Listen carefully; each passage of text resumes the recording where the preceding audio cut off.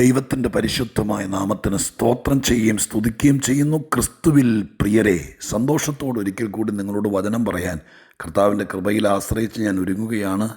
നിങ്ങളോട് ദൈവത്തിൻ്റെ വചനം പറയുന്നതിൽ അതീവ സന്തോഷം എൻ്റെ മനസ്സിനകത്തുണ്ട്. എന്തുകൊണ്ടെന്നാൽ അനേക ആളുകൾ ഓരോ ദിവസത്തെ കൊച്ചു കൊച്ചു സന്ദേശങ്ങൾ ഹൃദയത്തിൽ സംഗ്രഹിക്കുകയും സ്വീകരിക്കുകയും ഇതെന്നോടുള്ളത്, എനിക്കുള്ളത് എന്ന മനോബോധത്തോടെ നെഞ്ചോട് ചേർത്ത് വയ്ക്കുകയും അത് വെച്ച് പ്രാർത്ഥിക്കുകയും ദൈവം ഇടപെട്ടതിൻ്റെ പ്രതികരണങ്ങൾ ചിലപ്പോഴൊക്കെ എന്നെ അറിയിക്കുകയൊക്കെ ചെയ്യുന്നതിൽ ഞാൻ ഒത്തിരി ദൈവത്തെ സ്തുതിക്കുന്നു.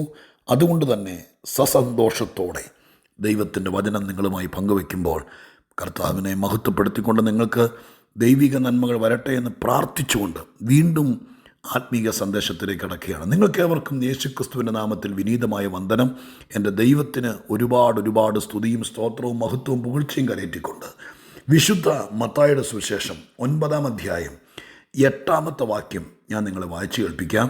മത്തായിയുടെ സുവിശേഷം 9-ാം അധ്യായം 8-ാം വാക്യം. പുരുഷാരം അത് കണ്ട് ഭയപ്പെട്ട് മനുഷ്യർക്ക് ഇങ്ങനെയുള്ള അധികാരം കൊടുത്ത ദൈവത്തെ മഹത്വപ്പെടുത്തി. പുരുഷാരം അത് കണ്ട് ഭയപ്പെട്ട് മനുഷ്യർക്ക് ഇങ്ങനെയുള്ള അധികാരം കൊടുത്ത ദൈവത്തെ മഹത്വപ്പെടുത്തി. ഒരു വലിയ സംഭവത്തിൻ്റെ ഉപസംഹാര വാക്യമാണ് ഈ വാക്യം. എന്താണ് ആ സംഭവം? 4 പേർ കൂടി ഒരു പക്ഷപാതക്കാരനെ കട്ടിലിൽ ചുമന്നുകൊണ്ട് കർത്താവിൻ്റെ ഭവനത്തിൻ്റെ മേൽക്കൂര പൊളിച്ച് കർത്താവിൻ്റെ മുമ്പിൽ കൊണ്ടിറക്കി വെച്ചു. അവൻ്റെ പാപം മോചിച്ച് അവൻ്റെ രോഗം സൗഖ്യമാക്കി അവനെ കിടത്തിക്കൊണ്ട് വന്ന കിടക്കയിൽ അല്ലെങ്കിൽ കട്ടിൽ അവനെ കൊണ്ട് ചുമപ്പിച്ച് തിരിച്ച് അവനെ വീട്ടിൽ വിട്ട ഒരു മഹാസംഭവം പലസ്തീൻ നാട്ടിൽ യഹൂദന്മാരുടെ ഇടയിൽ കാണാൻ ഇടയായി തീർന്നു. അത് കണ്ട് ആൾക്കൂട്ടം, ഒരു വീട് നിറച്ച് തിങ്ങി നിൽക്കുന്ന ജനതകളത് കണ്ട് മടങ്ങുമ്പോൾ അതിൻ്റെ ഒരു കൺക്ലൂഷനാണ് വാസ്തവത്തിൽ പൊതുജനം പറഞ്ഞൊരു വാക്കാണ്. സത്യത്തിൽ ഈ വാക്കൊരു തെറ്റിദ്ധരിച്ച വാക്കാണ്. യേശുക്രിസ്തുവിനെ മനുഷ്യനായി കണ്ടുകൊണ്ടാണ് യഹൂദന്മാരിത് പറയുന്നത്. യേശു ദൈവമാണ്, ദൈവത്തിൻ്റെ അധികാരത്തിലാണ് കർത്താവ് ഇത് ചെയ്തത്. പക്ഷേ ഞാനത് മനഃപൂർവ്വം എനിക്കറിയാം, എങ്കിൽ പോലും ഞാൻ ഇന്ന് ഈ സന്ദേശത്തിന് ആ വാക്യം പച്ചക്കെടുക്കുക. അവിടുത്തെ വാചകം നിങ്ങൾ ശ്രദ്ധിച്ചോ? മനുഷ്യർക്ക് ഈ അധികാരം, ഇങ്ങനെയുള്ള അധികാരം കൊടുത്ത ദൈവത്തെ മഹത്വപ്പെടുത്തി. ഞാൻ അതിൽ നിന്ന് ഇന്ന് എൻ്റെ ഹൃദയത്തിൽ ദൈവം ഇടപെട്ട ഭാഗം മാത്രം പറയാം. നമ്മുടെ ദൈവം, സർവശക്തനായ ദൈവം, മനുഷ്യനെ സൃഷ്ടിച്ച ദൈവം, മനുഷ്യനെ സ്നേഹിക്കുന്ന ദൈവം, എന്നെ നിങ്ങളെയും കരുതുന്ന ദൈവം, എന്നോടും നിങ്ങളോടും അമിതമായ പ്രീതി വാത്സല്യമുള്ള ദൈവം, നമ്മുടെ ആരാധ്യനായ ദൈവം, നമ്മെ നന്മ മാത്രം തന്ന് അനുഗ്രഹിപ്പാൻ തൽപരനായ ദൈവം, ആ ദൈവത്തിൻ്റെ ഏറ്റവും വലിയ സ്വപ്നങ്ങളിലൊന്നാണ് മനുഷ്യൻ അധികാരിയായിരിക്കണം. അത് ആദാമിൻ്റെ സൃഷ്ടിപ്പ് മുതൽ ഇങ്ങോട്ടുള്ള കാര്യങ്ങൾ നോക്കിയാൽ നമുക്ക് വളരെ വ്യക്തമായി അറിയാൻ പറ്റുന്ന കാര്യമാണ്. മനുഷ്യനെ ദൈവം ഒരിക്കലും ഒരടിമയായിട്ടല്ല സൃഷ്ടിച്ചത്, അധികാരിയായി വാഴാൻ പറഞ്ഞുകൊണ്ടാണ്. ഈ ഭൂമിയിലെ സകല ചരാചരങ്ങളെയും, ഈ പ്രപഞ്ചത്തെയും, ഇതിനകത്തുള്ള സകല ജീവജാലങ്ങളെയും, ഇതിനകത്തെ സകലത്തെയും വാഴുക എന്ന് പറഞ്ഞുകൊണ്ടാണ് മനുഷ്യനെ സൃഷ്ടിച്ചതെന്ന് തിരുവെഴുത്ത് ദ്വാര നമുക്ക് നന്നായിട്ട് മനസ്സിലാക്കാൻ പറ്റുന്ന വസ്തുതയാണ്. എന്നാൽ ഒരു കാര്യം നമ്മൾ നന്നായിട്ട് ഗ്രഹിച്ചറിയണം. പിശാചും കൂട്ടരും, സാത്താൻ്റെ പദ്ധതികളും മനുഷ്യനെ അടിമയാക്കുന്നു. ഞാൻ മറ്റൊരു രീതിയിൽ പറഞ്ഞാൽ, സാത്താൻ അടിമകളെ സൃഷ്ടിക്കുന്നു.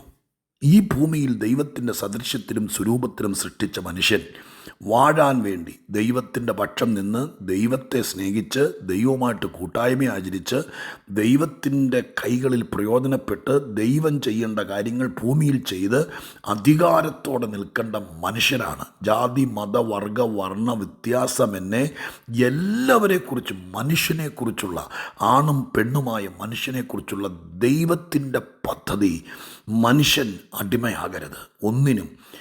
ഈ ലോകത്തിലെ പിശാചിനോ സാത്താൻ്റെ തന്ത്രങ്ങൾക്കോ പാപത്തിനോ, അല്ലെങ്കിൽ ഇന്നിവിടെ മനുഷ്യനെ നശിപ്പിക്കുന്ന സർക്കാരും മനുഷ്യനും ആകുലതയോടെ ഇവിടെ ലഹരിയും മറ്റു പലതുമായിട്ട് ചാഞ്ചാട്ടം നടത്തി മോഹവലയത്തിനകത്ത് തലമുറകളെപ്പോലും അകപ്പെടുത്തി നശിപ്പിച്ച് തകർത്ത് കൂത്താടിക്കൊണ്ടിരിക്കുന്ന ഈ മായാലോകത്തിനകത്ത് മനുഷ്യൻ എന്തെല്ലാം കാര്യങ്ങളിൽ അടിമയാകുന്നു. പിശാചിൻ്റെ തന്ത്രങ്ങളിൽ അടിമയായി പോകുന്നു. എന്നാൽ ദൈവമായ കർത്താവിൻ്റെ ഏറ്റവും വലിയ പ്ലാൻ മനുഷ്യൻ അടിമയായി ഇവിടെ ചതഞ്ഞരയരുത് എന്നുള്ളതാണ്. ഈ കാര്യം ഞാൻ നിങ്ങളോട് വ്യക്തിപരമായി പറയുന്നു. എന്തിനോട് തോൽക്കുന്നോ അതിന് അവൻ അടിമയാകുമെന്ന പത്രോസപ്പോസ്തലൻ്റെ ലേഖനത്തിനകത്ത് ദൈവത്തിൻ്റെ ദൂത് പറഞ്ഞിരിക്കുന്നത്. തോറ്റവനെ അടിമയാക്കുക എന്നൊരു പ്രത്യേക ഒരു സ്ട്രാറ്റജി തന്നെ പദ്ധതി ഇട്ടുകൊണ്ട് സാത്താൻ ഈ ലോകത്തിൽ ഊടാടി സഞ്ചരിക്കുകയാണ്. നിങ്ങളോ നിങ്ങളുടെ പിള്ളേരോ അതിനകത്ത് വീഴരുത്. എന്താണൊരു മാർഗം? ഈ വാക്യം നിങ്ങൾ ഒന്നുകൂടെ ശ്രദ്ധിച്ചോ. അവിടെ എഴുതിയിരിക്കുന്നത് മനുഷ്യർക്ക് ഇങ്ങനെയുള്ള അധികാരം കൊടുക്കുന്ന ദൈവത്തെ മഹത്വപ്പെടുത്തി. അതിനർത്ഥം മനുഷ്യർക്ക് അധികാരം കൊടുക്കുന്നവനാണ് ദൈവം. മനുഷ്യർക്ക് അധികാരം കൊടുക്കുന്നവനാണ് ദൈവം. അങ്ങനെയാണെങ്കിൽ ദൈവസന്നിധിയിൽ പറയണം, പാപം നിമിത്തം ആദാമ്യവർഗത്തെ മുഴുവൻ അടിമകളാക്കി. അതിൻ്റെ അപജയങ്ങളും ക്ഷതങ്ങളും വേദനകളും ഈ പ്രപഞ്ചവും സൃഷ്ടിയും പോലും അനുഭവിക്കുന്നു. റോമാലേഖനം പറയുന്നുണ്ട്, ഈ സൃഷ്ടി പോലും ഞരക്കത്തിലാണ് മനുഷ്യൻ പാപം ചെയ്തത് നിമിത്തം. എന്നാൽ തിരിച്ച് അധികാരിയാക്കുക എന്ന് പറയുന്ന ഒരു രാഷ്ട്രത്തലവനോ രാഷ്ട്രീയക്കാരനോ ഒരു പഞ്ചായത്തിൻ്റെ തലപ്പത്തോ അങ്ങനെ ഒരു അധികാര കസേരയിൽ ഇരുത്തുന്നതല്ല. നീ നിൻ്റെ വീട്ടിൽ വീട്ടമ്മയായിരിക്കും, നീ ഒരു സാധാരണ കൃഷിക്കാരനായിരിക്കും, ഏതെങ്കിലും ഒരു വിദേശ രാജ്യത്ത് ജോലിക്ക് വേണ്ടി തേടിപ്പോയ ഒരാളായിരിക്കും. പക്ഷേ ദൈവവുമായിട്ട് അസാധാരണ ബന്ധം ലഭിക്കുമ്പോൾ, ദൈവത്തിൻ്റെ കർമ്മ പദ്ധതിയിൽ പങ്കാളിയാകുമ്പോൾ, ദൈവത്തോട് പ്രാർത്ഥിക്കുമ്പോൾ, ഉപവാസങ്ങളിലും പ്രാർത്ഥനകളിലും പങ്കെടുക്കുമ്പോൾ, ദൈവവചനം അനുസരിക്കുമ്പോൾ, ആത്മീക കൂട്ടായ്മയിൽ നിരന്തര പങ്കാളിയാകുമ്പോൾ, ലോകത്തെ വെറുക്കുമ്പോൾ, ജഡപ്രകാരം ജീവിക്കാതെ ആത്മീകനായി തീരാൻ തീരുമാനിക്കുമ്പോൾ, പൈശാചിക ടെൻഡൻസികൾക്കകത്ത് നിന്ന് ആത്മാവിൽ ജീവിച്ച് ജയാളിയാകുമ്പോൾ, എൻ്റെ കർത്താവിൻ്റെ കൈക്കകത്ത് ഒരു അടിമയായിട്ട് വെച്ചുകൊണ്ടിരിക്കുകയില്ല. ദൈവകരങ്ങളിൽ ഒരുങ്ങിക്കിട്ടിയവനെ അഭിഷേകം തന്ന അധികാരിയാക്കുന്നൊരു ദൈവമുണ്ടെന്ന്. അതിന് ഞാൻ നിങ്ങളെ പ്രത്യേകം ഓർപ്പിക്കുക. കർത്താവിൻ്റെ തിരുസന്നിധാനത്തിൽ നിന്നുകൊണ്ട് ദൈവത്തോട് പ്രാർത്ഥിക്കുക. നിൻ്റെ വീട്ടിൽ നിനക്ക് വിരോധമായി, നിൻ്റെ ജീവിതത്തിൽ നിനക്കെതിരായി, നിന്നെ അടിമയാക്കി നിരാശപ്പെടുത്തി ഒതുക്കാൻ, നിൻ്റെ കുടുംബത്തിൽ ചിലരെ കാൽച്ചുവട്ടിലാക്കാൻ ശ്രമിക്കുന്ന സാത്താന്യ തന്ത്രങ്ങളുടെ മീതെ പ്രാർത്ഥിക്കുന്ന ആരെങ്കിലും ഉണ്ടോ എന്ന് അന്വേഷിക്കുന്നത് ഒരു ഫസ്റ്റ് എയ്ഡ് പോലെയാണ്. എന്നാൽ അതിന് മീതെ ഒരു വലിയ ദൈവിക പദ്ധതി ഉണ്ടെന്ന് അറിയിക്കാനാണ് ഇന്ന് കർത്താവ് ഈ വാക്യമെടുത്ത് പറയുന്നത്. മനുഷ്യനെ അധികാരിയാക്കുന്നൊരു ദൈവമുണ്ടെന്ന് പ്രാർത്ഥിച്ചുകൂടെ? ഈ വാക്യം വെച്ച് പ്രാർത്ഥിച്ചുകൂടെ? ദൈവമേ, അധികാരിയാക്കുന്ന ദൈവം. എങ്ങനെയാണ് അധികാരിയാക്കുന്നത്? വിദ്യാഭ്യാസം കൊടുത്ത്, പണം കൊടുത്ത്, ഒരു കനകസിംഹാസനം കൊടുത്ത്, അങ്ങനെ ഒരു വലിയ കുന്നിൻ്റെ മുകളിൽ കൊട്ടാരം കൊടുത്ത്, അവിടെ വേലി കെട്ടി, അതിനകത്തൊരു കിരീടവും തൊപ്പിയും വെച്ച്, അങ്ങനെ ഒരു പാറാവുകാരനെ നിർത്തി, അങ്ങേറ്റം തുമ്പ് വളഞ്ഞിരിക്കുന്ന ചെരുപ്പ് ഇടിയിച്ചുകൊണ്ട്, അങ്ങനെയാണോ? അതല്ല. അതൊക്കെ ഡ്രമാറ്റിക്കായിട്ട് ഇവിടെ നടക്കുന്ന വേഷം കെട്ടലുകൾ. എന്നാൽ പരിശുദ്ധാത്മാവിൻ്റെ ശക്തിയും ദൈവത്തിൻ്റെ കൃപയും സ്വർഗസ്ഥനായ ദൈവത്തിൻ്റെ അഭിഷേകവും ഇതെല്ലാം കൂടി ഒരു മനുഷ്യന് കൊടുക്കുമ്പോൾ അവനെ ദൈവം അധികാരിയാക്കിയാണ്. ചില വിഷയങ്ങളെ കീഴ്പ്പെടുത്താൻ, ചില വിഷയങ്ങളെ ഒതുക്കാൻ, മനുഷ്യനെ അടിമയാക്കുന്നവനെ യേശുവിൻ്റെ നാമത്തിൽ ഉന്മൂലനം ചെയ്യാൻ അധികാരിയാക്കുന്നൊരു ദൈവമുണ്ട്. ഒന്ന് ഇരുത്തി ചിന്തിച്ച് നോക്ക് കേട്ടോ. ഇരുത്തി ചിന്തിച്ച് നോക്ക്. ഈ വാക്യം വെച്ച് ധ്യാനിച്ച് നോക്ക്. അതിന് പ്രത്യേകിച്ച് കുടുംബമഹിമയൊന്നും വേണ്ട, വിദ്യാഭ്യാസമോ അല്ലെങ്കിൽ ഇവിടുത്തെ വീരകൃത്യങ്ങളോ ഒന്നും വേണ്ട. മത്സരിച്ച് പാനലുണ്ടാക്കി ജയിച്ച് കാശ് മുടക്കി കസേര പിടിക്കേണ്ട കാര്യമൊന്നുമില്ല. പ്രാർത്ഥനാ മുറിയിൽ മുഴങ്കാല് മടക്കി ദൈവത്തിൻ്റെ തിരുസന്നിധാനത്തിൽ എൻ്റെ കുടുംബത്തെ പല വിഷയത്തിലൂടെ പോരാടി എതിർത്ത് തോൽപ്പിക്കാൻ നിൽക്കുന്ന ശക്തിയുടെ മേൽ ഒരധികാരിയാക്കാൻ ദൈവത്തിന് കഴിയും. ഫറവോൻ എന്ന സാമ്രാജ്യാധിപൻ ലോകം വാണുകൊണ്ടിരിക്കുമ്പോഴല്ലേ മോശയെ അധികാരിയാക്കിയിട്ട് കൊട്ടാരത്തിലേക്ക് അയച്ചത്?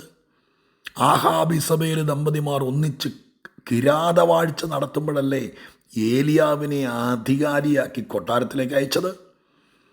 സെർഗ്യോസ് പൗലോസ് എന്ന് പറയുന്ന ഒരു നാട്ടുരാജാവിനെ പോലെ കുലീനനായിരിക്കുന്നൊരു മനുഷ്യൻ്റെ വലിയ ബംഗ്ലാവിനകത്തേക്ക് നമ്മുടെ പൗലോസ് അപ്പോസ്തലനെ അയച്ചത് ദാസനായിട്ടല്ല, അധികാരിയായിട്ടല്ലേ. ആ അധികാരത്തിൻ്റെ ശബ്ദമല്ലേ ആ വലിയ ബംഗ്ലാവിനകത്ത് മുഴങ്ങിക്കേട്ടത്?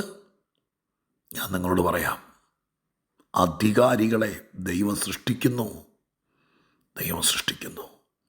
കാരാഗ്രഹത്തിനകത്തേക്ക് വലിച്ചെറിയപ്പെട്ട കാരാഗ്രഹ പ്രമാണിയെ കൊണ്ട് യജമാനനെ എന്ന് വിളിപ്പിച്ചൊരു ദൈവത്തെ ഓർമ്മയുണ്ടോ? വീണ്ടും ഞാൻ പറയുന്നു, സാത്താൻ അടിമകളെ സൃഷ്ടിക്കുമ്പോൾ ദൈവം അധികാരിയെ പുറത്തു കൊണ്ടുവരുന്നു.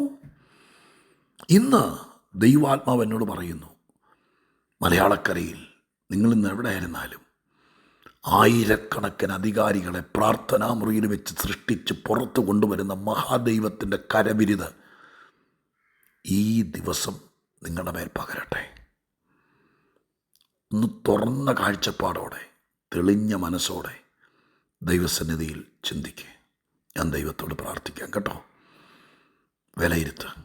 അടിമയായി ജീവിച്ച് പലതിനും അടിമപ്പെട്ട് ദൈവകോപം വിളിച്ചു വരുത്തി ഒന്നുമല്ലാതെ ഇവിടെ ദ്രവിച്ച് തീരണോ, അതെയോ ദൈവത്തിൻ്റെ പക്ഷം നിന്നൊരു അധികാരിയായി ജയാളിയാകണോ? ഒന്ന് തീരുമാനിക്കുന്ന. കേട്ടിട്ട് നന്നായിരുന്നു, ഇങ്ങേരാരാ, ഇതൊന്നും ചോദിക്കണ്ടെന്നേ. ഈ വാക്യം വെച്ച് പ്രാർത്ഥിച്ചിട്ട് ദൈവത്തോട് ചില ദിവസങ്ങൾ കാത്തിരിക്കുക. നിങ്ങളുടെ കുടുംബത്തെ ചവിട്ടി മെതിക്കുന്നവൻ്റെ മേലൊരു അധികാരം ദൈവം തന്നാൽ നീ അധികാരിയാവും. നീ പറഞ്ഞാൽ അവിടെ മുട്ടുകുത്തും. അധികാരം തന്ന് മാനിക്കുന്ന ദൈവത്തെ നമുക്ക് വിശ്വസിക്കാം. അതിനായി നമുക്ക് കാത്തിരിക്കാം. ഇനി ഞാൻ പ്രാർത്ഥിക്കാം. പരിശുദ്ധ ദൈവമേ, ഞങ്ങളുടെ സ്വർഗീയ പിതാവേ, മനുഷ്യരെ അധികാരിയാക്കുന്ന ദൈവമേ, ഇന്ന് ഞങ്ങൾ ദൈവത്തോട് പ്രാർത്ഥിക്കുന്നു.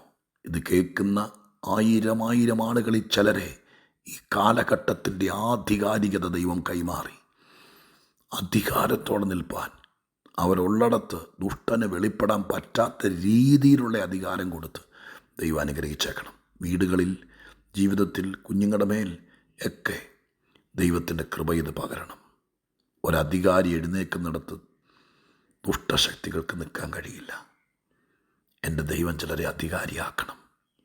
ആഗ്രഹിക്കുന്നവരെ അതിനൊരുക്കണം. സാത്താൻ അടിമകളാക്കി കൊണ്ടു നടക്കുന്ന ഈ ലോകത്തിൽ ദൈവം ആക്കി വെച്ച അധികാരികളാകാൻ കൃപ തരണം. പ്രാർത്ഥന കേട്ടതിന് നന്ദി. യേശുവിൻ്റെ നാമത്തിൽ തന്നെ. ആമേൻ.